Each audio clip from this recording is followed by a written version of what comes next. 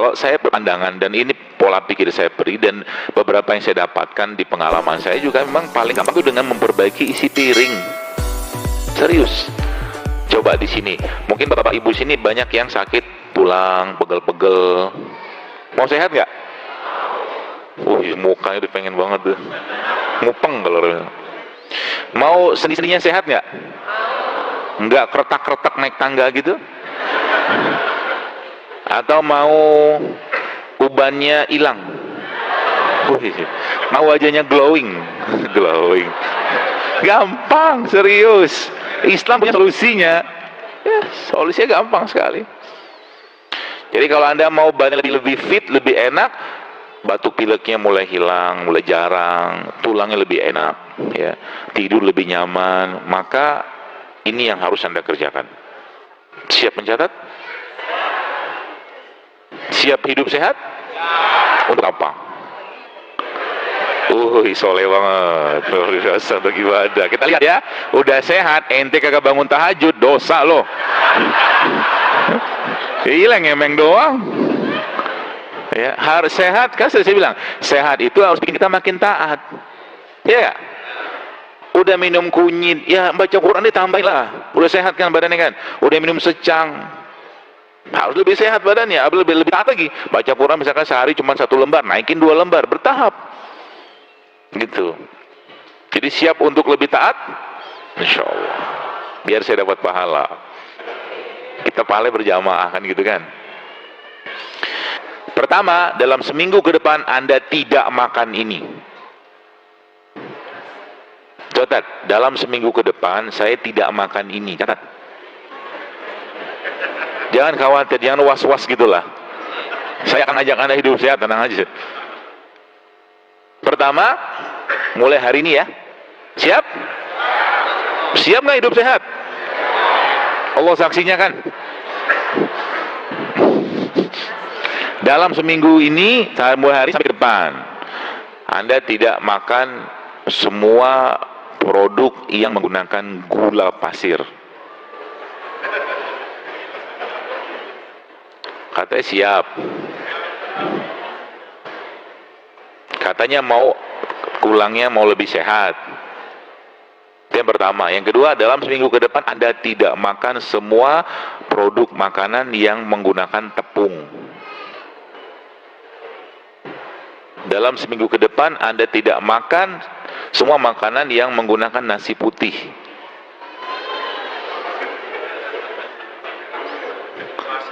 Hah? Terus apa yang dimakan? Banyak, tenang aja. Belum selesai. Dalam seminggu ke depan Anda tidak makan semua makanan yang diolah dengan menggunakan minyak goreng. Siap nggak? Kalau nggak siap, keluar aja deh. Baru tantangan begitu saja sudah kelepek-kelepek. Kapan mau jihad? Ya. Gimana mau bangun malam? Kita mau memperbaiki diri sudah susah minta ampun. Ya, seperti itu. Enggak mudah kan? Mudah nggak? Jadi tiba-tiba ada teman kita ngajakin, nah ini contoh kasusnya. Tiba-tiba ada teman kita ngajakin makan bakso. Masuk nggak kategori tadi? Masuk? Masuk. Ada apa di bakso? Ada tepung. Maaf, saya sudah hijrah. Asik. Tiba-tiba ada bapak-bapak lagi kumpul-kumpul. Terus bapak-bapaknya bawa makanan yang pakai tepung, kemudian digoreng pakai minyak. Namanya apa? Nah itulah. Saya lagi diprotes sama para pengusaha gorengan. Paguyuban gorengan, tenang aja. Saya malah saranin, kalau bapak-bapak pengusaha gorengan ini mau lebih berbuka hati, kita siap untuk membantu. Membantu kita. Kalau semua orang sudah berpikir dulu hidup sehat, maka abang-abang gorengan kan jualnya kukus-kukus, rebus-rebus. Ya. Atau kalau enggak dia jual buah-buahan. Lebih sehat. Gitu ya. Apa-apa lewat tuh. Datang kumpul-kumpul, woi. Terus dibawainlah itu tadi tepung yang digoreng tadi itu. Anda bilang apa? Saya sudah hijrah. Maaf, tidak mau lagi. Kalau memang masih belum kuat semangatnya, pasang foto saya di situ, handphone Anda. Siapa tahu Anda mulai merasa berdosa gitu kan. Janganlah. Hidup sehat itu niat dalam diri kita sendiri, tenang aja. Ya, jangan karena orang lain. Sehingga nanti kalau niatnya karena Allah, teman-teman, Bapak sekalian, ketika Anda minum jahe, kunyit, jeruk nipis, minum air putih sekalipun dalam konteks untuk meniatkan diri untuk sehat sehingga lebih taat, maka dapat pahala, gitu maksudnya. Kalau cuma sekedar cuma minum doang, nggak ada tahu tujuannya apa, sayang. Ya, seperti itu. Itu saran saya. Nanti laporan. Laporannya ke siapa? Ke Allah aja, jangan ke saya. Kemudian selanjutnya adalah kelima ya, bidara, daun bidara.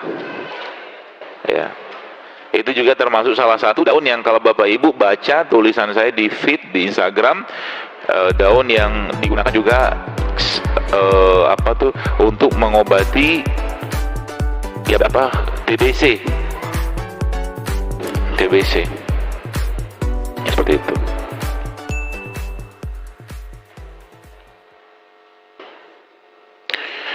Kemudian yang keenam, timun. Ya, timun merupakan salah satu sayuran yang sangat alkali. Timun. Dan timun itu kalau Bapak Ibu belah, timun dibelah gitu kan. Belahnya sedikit kecil aja gitu, lalu ditempelkan di langit-langit mulut. Itu bisa untuk mengurangi bau mulut.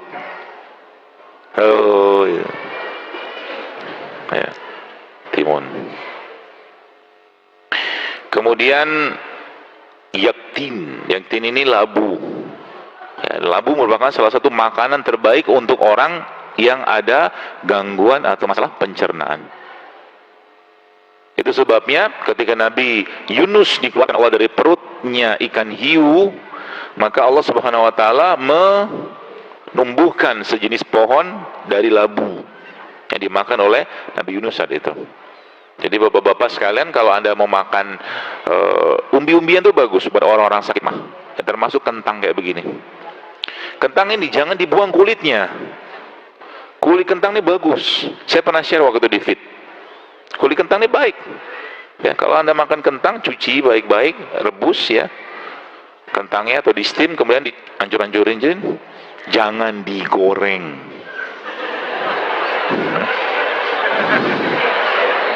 Coba hilangkan kalimat atau kamus menggoreng gitu. Supaya apa? Supaya ngajinya halus. Suara kita merdu tuh kalau nggak ada lendir, serius. Kalau kita baca Quran dengan baik, jangan banyak-banyak makan yang berminyak. Ya hancurin. Juk gitu kan. Kalau nama keren itu mash potato. Weh. Itu bisa jadi sarapan pagi juga tuh. Kentang boleh, atau kalau enggak ubi. Ubi celembu salah satunya. Atau labu juga boleh. Bagus untuk orang sakit mah, terutama labu tadi ya. Kasih bawang merah, kasih lada, kasih garam, kasih sedikit madu di situ, kasih suiran, kurma, jadi makanan sehat. Kebayang nggak? Ya, bisa pakai bisa pakai labu tadi, ya, atau mungkin bisa pakai ini juga bisa. Ya. Kemudian selanjutnya yang ke-8, tin. Ya, tin. Tin ini daunnya dan buahnya juga bermanfaat. Jadi 21 jenis tanaman yang saya sebutkan ini tanaman yang paling stabil ikatan elektronnya. Paham ya? Yang pertama, yang kedua, dia yang paling baik kandungan antioksidannya. Ya. Makanya di surga kalau kita baca minuman penghuni surga itu apa? Jahe kan? Ya. Maka mulai sekarang supaya nggak kaget, di surga tuh nanti minta es cendol, es teh gitu kan, minumlah jahe, latihan. Di surga ada es cendol gak? Ada. Kalau kita mau, kita bisa minta sama Allah. Tapi es cendol pasti sehat. Karena di surga apa yang kita makan tidak lagi berubah menjadi air seni sama kotoran. semua akan menjadi keringat yang baunya seperti bau kasturi. Gitu ceritanya. Makanya penduduk Madinah pernah bertanya kepada Rasulullah, ya Rasulullah, nanti di surga kami boleh bercocok tanam nggak? Kata mereka kepada Rasulullah SAW. Kenapa? Karena orang Madinah itu suka bertani. Boleh, nanti di sana bisa, nanti kalian bisa. Tapi nanti kalau di surga kalian bercocok tanam, ini tanahnya ditanami bibit, langsung tumbuh seketika sampai bubuk. Gitu. Surga kayak begitu. Nah, dalam satu hari itu sekarang maka minta kepada Allah, Allahumma inna nas'aluka ridhaka wal jannah. 3 kali minta, maka surga itu akan mengatakan, ada orang mintaku, ada hambanya Allah yang meminta masuk ke surgamu ya Allah, kabulkan. Ya, minta sama Allah. Itu ya. Tadi yang keberapa tuh? Ke-8. Kemudian yang ke-9. 9 itu lentils. Lentils ini ada kacang-kacangan. Ya, kacang-kacangan. Semua jenis kacang-kacangan itu adalah salah satu produk ciptaan Allah yang disebutkan ya, yang memang memiliki kandungan elektron yang stabil. Ya, lentils. Yang ke-10, toh. Kalau bahasa Qurannya itu bahasa Qurannya, kalau bahasa kitanya banana. Banana. Pisang. Ya. Jadi pisang nih ya termasuk salah satu yang stabil elektronnya. Jadi kalau ibu bapak sekalian mau dapatkan nih, saya ajarin caranya. Kalau Anda mau dapatkan sumber enzim yang paling baik, salah satunya ada pada pisang. Caranya gimana? Nanti pisang Anda ambil lah, mungkin seperti ini aja. Nggak usah banyak, setengah aja ya. Lalu pisang ini Anda kasih setengah bawang putih, setengahnya aja. Terus kasih madu. Itu akan jadi super enzim buat pencernaan kita. Di antibiotik juga. Rasanya gimana? Nggak usah banyak-banyak, bawang putihnya dikit aja. Ya. Bisa buat orang sakit mah juga bisa, insya Allah. Kemudian nomor 11. 11 ini daun beraroma wangi. Ya. Salah satunya kemangi. Ya. Kemangi atau kenikir ya. Yang wangi-wangi lah, mint juga bisa, mint. Kemudian yang nomor 12-nya zaitun. Zaitun itu banyak sekali sebutan zaitun. Baik buahnya ataupun daunnya ataupun minyaknya. Dan zaitun adalah minyak yang paling baik untuk memperbaiki jantung kita sama otak. Ya, zaitun. Maka kalau Anda bikin salad pagi-pagi, Bapak-bapak coba dibikin pagi-pagi, ibunya bikinin Bapak salad. Salad sederhana gitu kan, isinya mungkin kayak ini ya, apa namanya?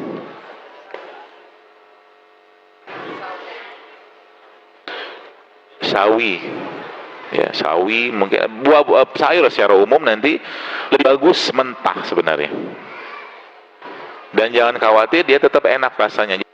Kemudian yang selanjutnya, sambil nunggu itu ya. Tadi kan zaitun kan. Yang ke-13 ini.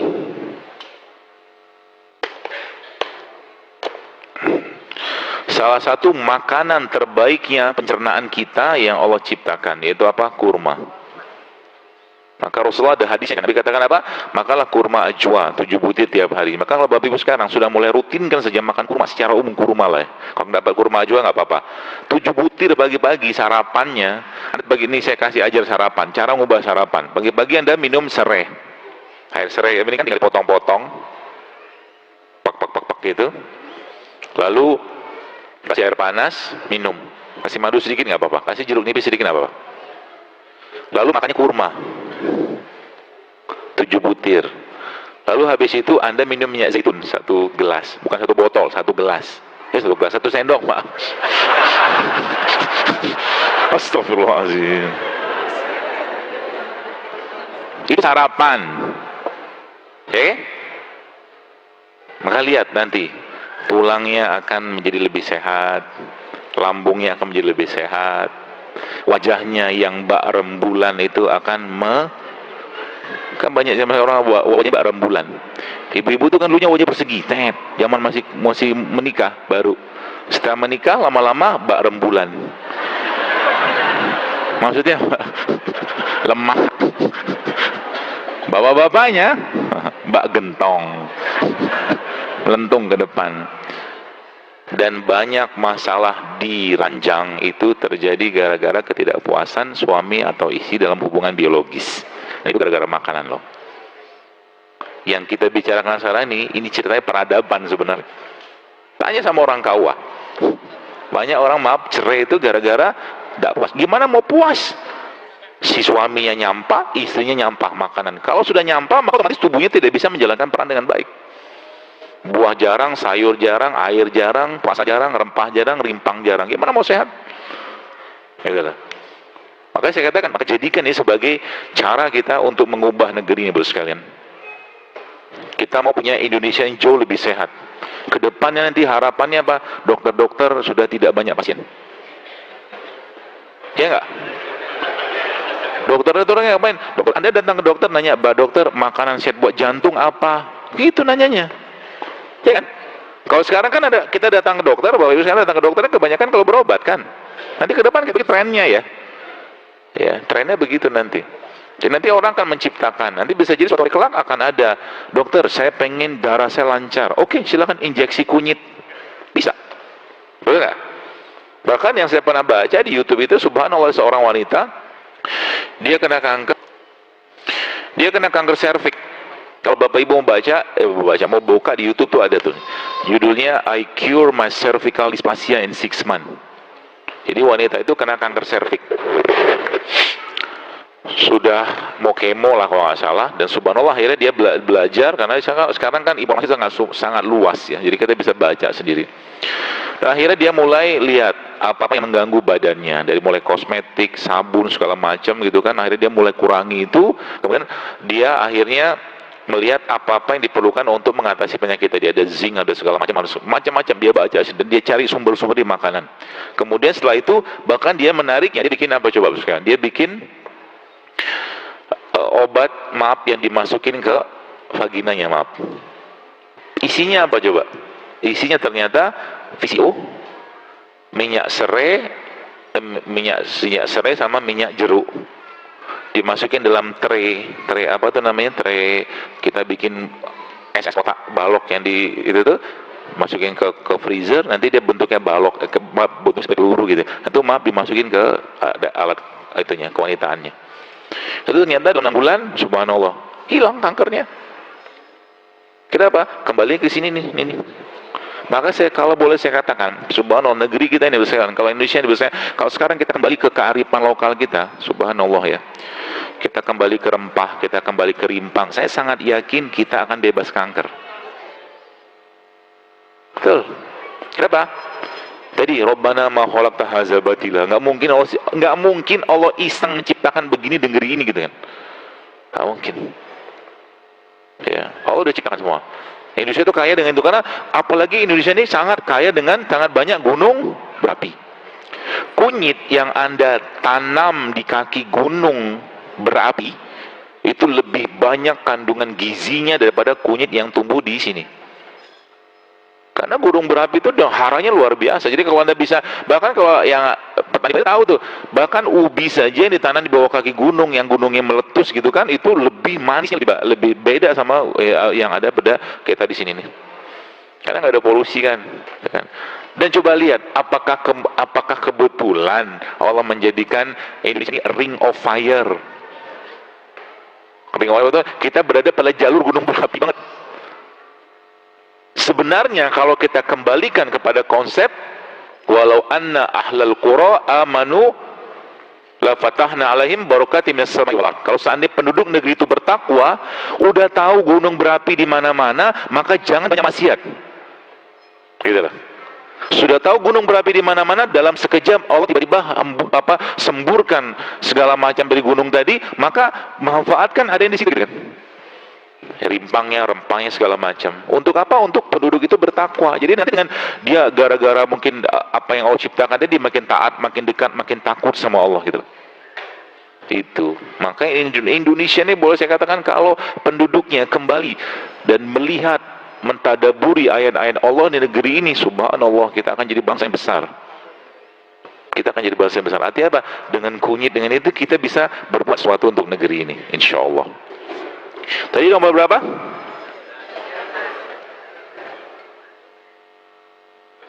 kurma, kurma ya. Kemudian selanjutnya nih, rumman. Delima. Pomegranate.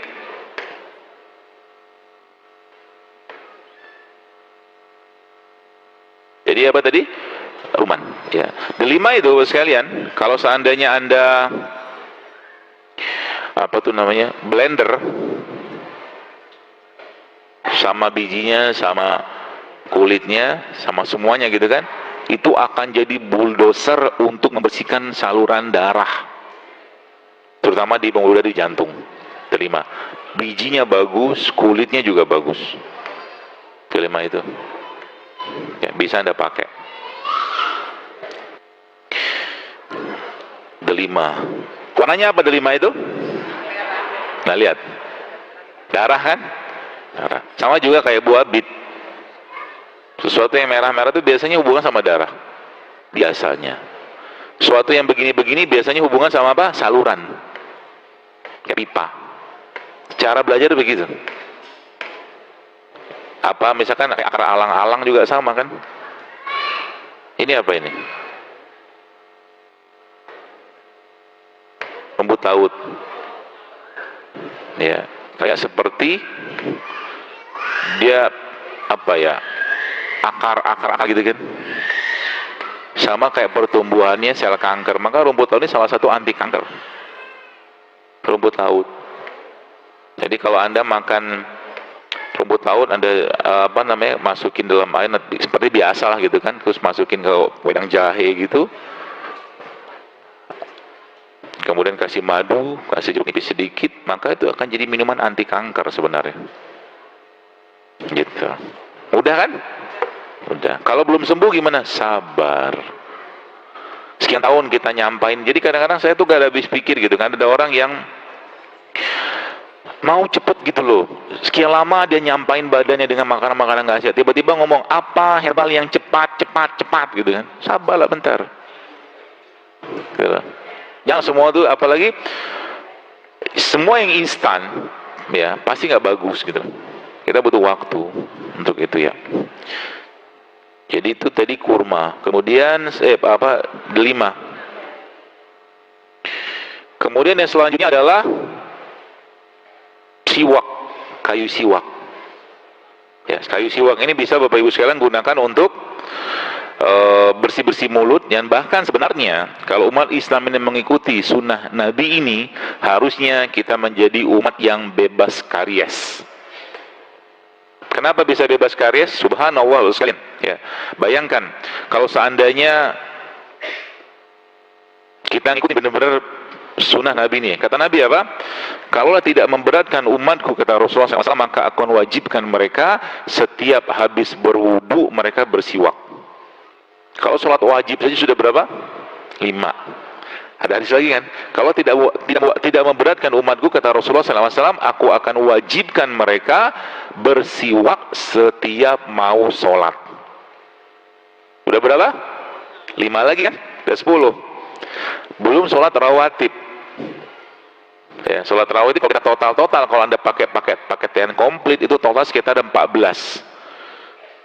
atau 14 rakaat gitu kan. Itu totalnya mungkin sekitar di angka sekitar 20-30an kali kita bersiwak, dan isinya odol itu ada di siwak. Maka siwak merupakan salah satu sunnah kenabian. Siwak, mencukur bulu kemaluan, mencukur kumis, ya, wangi-wangi sama berbekam. Sunnah kenabian, ada 5. Jadi Islam itu agama yang sangat bersih. Maka jangan kotori diri kita dengan hal yang tidak bersih. Karena Rasulullah mencontohkan beliau orang yang sangat bersih. Nabi itu senang banget dengan kebersihan.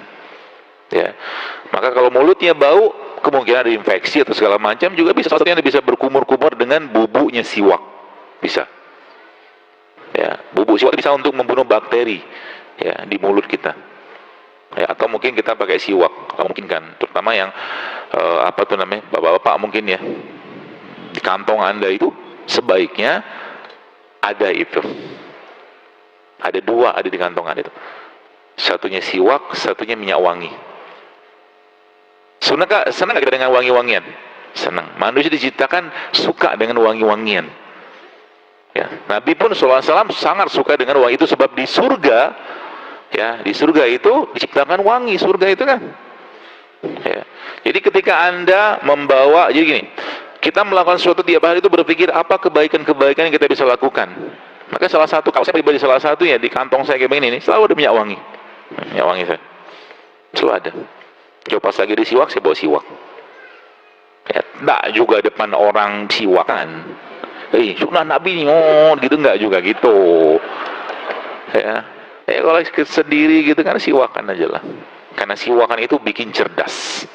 Dan Allah cinta dengan orang-orang yang bersiwak. Jadi kalau Anda mau sholat, siwakan dulu. Allah suka, Allah cinta dengan kita. Begitu. Dan tidak bisa digantikan dengan odol. Kalau saya sih beda cerita. Ya, makanya kalau habis berwudu, habis kita bangun tidur, ya, siwakan. Rasulullah SAW ketika beliau masuk ke dalam rumahnya, tidak akan beliau masuk hingga beliau bersiwak terlebih dahulu. Karena beliau tidak akan mau mencium istrinya, beliau SAW dalam kondisi mulut beliau belum bersiwak. Itu luar biasa loh efeknya. Ya, jadi bapak-bapak sekarang kalau Anda pulang kantor, ya, kalau Anda siwakan dulu sebelum masuk pintu rumah. Atau kalau enggak Anda bawa odol lah, kalau misalkan pas sikat gigi gitu kan. Ketemu sama istri sudah wangi. Badannya juga wangi. Bercinta juga, nanti kalau Anda mau bercinta, misalkan bercinta maksudnya hubungan biologis suami istri, pakai wangi-wangian. Karena itu bisa meningkatkan syahwat. Bau kelecek, bau ketek, gimana mau asik berhubungannya? Diperbaiki satu-satu. Dan Nabi memang mencontohkan hal seperti itu. Ya. Kemudian yang ke-16, ya, sudah? 16 ini dipotong-potong aja, maaf. Pohon perdu. Pohon perdu. Indonesia sangat kaya dengan pohon perdu. Itu pohon yang batangnya di bawah 2 meter, 1,5 meter. Sambiloto, kemangi, itu perdu. Itu stabil tuh elektronnya. Lihat, semua yang saya katakan ini sebagian besar ada di negeri kita, subhanallah. Ya.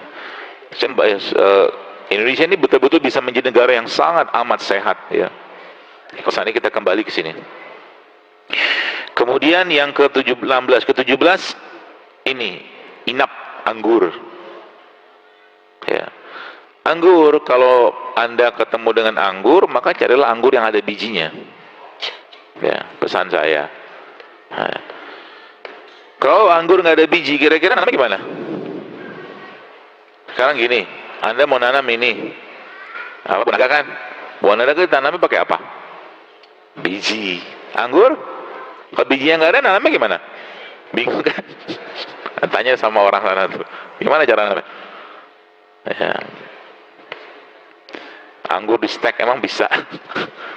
Tanya sama ahlinya lah, makanya saya nggak ahlinya, tapi intinya carilah buah-buah yang kalau memang ada bijinya pakai biji, beli yang ada biji, jangan beli yang tidak berbiji, ya, lebih aman buat kita. Kemudian ini tadi sudah saya jelaskan di awal, ini yang zanjabil, ya, jahe, ini termasuk produk ciptaan Allah yang stabil elektronnya, ya, jahe ini bisa digunakan untuk banyak hal, Bapak Ibu sudah paham lah. Kemudian yang ke-19 alfafa, wa jannatin alfafa. Apa itu? Daun atau rumput-rumputan hijau. Di Indonesia banyak daun rumputan seperti ini kan, banyak. Bahkan kalau sudah, alhamdulillah. Ini termasuk ya seperti ini, hijau-hijauan begini kan juga bagus nih. Jadi saya di sini ada banyak sayuran. Ada ada sawi, ada brokoli, ada alpukat, ada tomat, ada apel. Yang ke-20 ini bos sekalian, kalau sekarang misalkan nih Anda diperintahkan, atau kita diperintahkan Allah untuk memakan misalkan aja ya 5 jenis daun tiap hari, daun A, daun B, daun C, atau daun 1, 2, 3, 4, 5 gitu kan. Kan repot kita kan. Maka Allah Subhanahu wa taala memberikan kuasanya, kemahamurahannya kepada kita semua dengan cara apa? Dengan cara Dia wahyukan kepada tentaranya untuk mengambil sarinya tanah yang ada pada kuncup bunga ya, dari pohon segala macam tadi itu, yang dengan kuasanya Allah, tentaranya tadi itu membawa sarinya, bunga segala macam tadi itu masuk ke sarangnya, diaduk-aduk, diolah sama dia pakai liurnya segala macam, dan jadilah dia produk yang mengandung asam amino yang tinggi, namanya madu. Jadi madu itu sarinya manusia. Manusia dari apa? Tanah. Kan gitu kan? Dalam surah Al-Mulk Allah bilang kan, kami ciptakan manusia dari sari patinya tanah. Karena bagaimana kita bisa makan tanah? Ada memang beberapa jenis tanah kita bisa makan. Ada. Clay namanya. Tapi jarang kita dapatkan. Ya. Clay. Atau mungkin tanah-tanah yang kita bisa dapatkan dari lautan tertentu, itu ada. Saya pernah makan itu. Secara labnya memang dia mengandung banyak mineral. Ya. Yaitu madu itu salah satunya yang mengandung asam amino tinggi. Manusia, komponen kita apa? Asam amino. Gen kita kan asam amino. Jadi sekarang kalau Bapak Ibu lihat, banyak yang orang makan zaman sekarang ini sudah tidak mengandung lagi asam amino. Coba lihat, misalkan kita bicara misalkan nasi goreng saja. Miskin serat, miskin enzim, miskin vitamin, tinggi lemak, tinggi gula. Itulah. Akibatnya apa? Habis makan ngantuk. Betul. Keseringan ngantuk lama-lama jadi bodoh. Iya, terlalu banyak tidur kan bikin bodoh. Ya, kita tidur boleh, tapi waktu tertentu tidur baru kita boleh tidur. Ya seperti itu. Kemudian yang tadi kan madu ya. Yang ke-21. 21 ini sering kita dapatkan. Salah satu tumbuhan atau ciptaan Allah yang luar biasa efeknya, ya. Dan ada satu negara yang ternyata paling tinggi konsumsi atau tingkat pemakaian produk ini. Negara itu namanya Jerman. Produknya apa? Habatus sauda. Habatus sauda itu salah satu produk yang paling baik untuk memperbaiki hormon tubuh kita. Ya, habatus sauda. Jadi habatus sauda itu kalau Bapak sekalian mulai. Dan caranya gimana? Jadi salah satu cara kalau saya sih ya, salah satu cara kalau saya.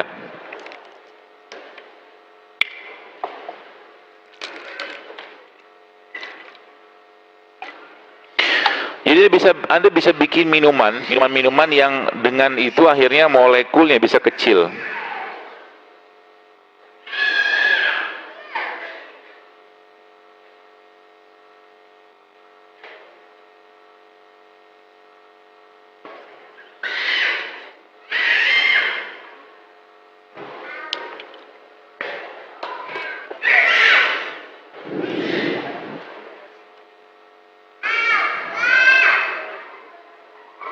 Bapak Ibu kalau Anda lihat air kelapa itu udah cukup. Air kelapa itu ada mineralnya nggak? Ada? Kelihatan nggak? Nggak kelihatan. Karena molekul mineral pada air kelapa itu sudah larut dalam air kelapanya. Jadi nggak kelihatan. Kelihatan air doang kan? Karena kecilnya molekul tadi. Itu sebabnya air kelapa itu salah satu ciptaan Allah ya, yang yang dia memiliki kemampuan maksudnya dia tonisitasnya itu sama kayak badan kita. Tonisitas itu apa ya? Tonisitas itu isotonik gitu loh, mungkin tahu isotonik apa ya, isotonik banget sama badan kita. Dan air kelapa itu sangat steril, dan air kelapa salah satu sumber asam amino yang tidak kalah baiknya yang ada pada negeri kita ini selain tadi madu. Jadi air kelapa itu kalau Anda campurkan sama madu itu bagus banget. Tambahkan sedikit garam. Ya, atau minuman kayak begini, ini bukan sekedar, kalau boleh saya katakan, ini kalau Bapak Ibu rutin kan minum kayak begini ya, ini banyak sekali efeknya. Banyak sekali efeknya ke badan kita. Asam aminonya, kemudian ada hormon. Jadi habatus sauda mengandung satu jenis master hormon yang disebut dengan pregnenolon, seingat saya. Jadi sederhana tapi luar biasa efeknya ke badan. Minum kayak begini pagi-pagi sampai siang juga Anda akan kuat. Ya, karena molekulnya dengan kayak begini otomatis kan madunya larut dalam air mineralnya. Ya, istilah nano tuh kayak begitu gitu. Kalau udah nggak kelihatan kasat mata, nano dia gitu loh. Kata guru saya. Ya, kalau ada yang berbeda pendapat ya nggak apa-apa. Kata guru saya kan begitu. Dia seorang ahli nano, profesor. Ya, sudah, sudah.